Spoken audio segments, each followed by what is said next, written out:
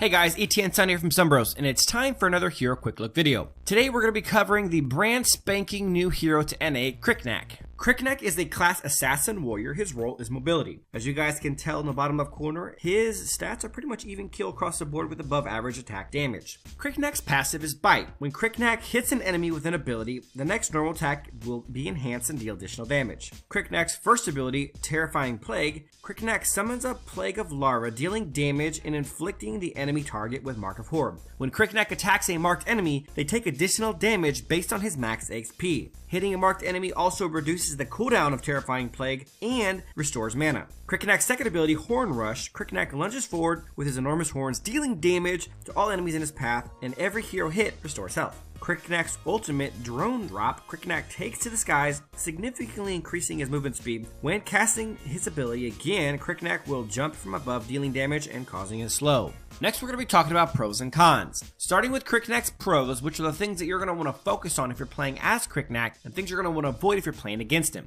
Kriknak's first pro is that he has incredible mobility. I'd venture to say that currently in NA, he probably has the best mobility of anyone in the game. The movement speed that you gain from his ultimate, Drop Drone, isn't really listed on here, but I can tell you that it's super significant. It's a ton of movement speed. Also, Kriknak has a dash, pretty healthy dash, pretty good range, so the mobility that he possesses is actually off the charts. Very solid. His second pro is that he has good early game damage. That's because of his passive Bite. When Kriknak's ability hits an enemy, the next normal attack will be enhanced and deal additional damage. So right from the get-go, he's dealing additional auto attack damage just from hitting abilities, and if you add that in conjunction with Terrifying Plague, which marks enemies, and then he does magic damage equal to his maximum XP, that's actually double stack damage on each time he casts that ability. He gets double extra damage, so he actually has a really good early game damage, and it causes him to have a pretty decent jungle clear where he's generally played. His third and final pro is that he has top-notch escape and chase ability. Between his dash and the movement speed buff that he gets on his ultimate, his ability to chase down targets and to be able to run away from targets is pretty unparalleled. I know this is kind of the same as incredible mobility, his first pro, but it's a different use for it, and it's something that people who struggle with getting in too deep and getting out or being able to finish targets off might actually enjoy and think about when they're playing with him or against him. Next, we're going to be talking about Kriknak's cons, which is things you're going to want to avoid if you're playing as him and things you're going to want to take advantage of if you're playing against him.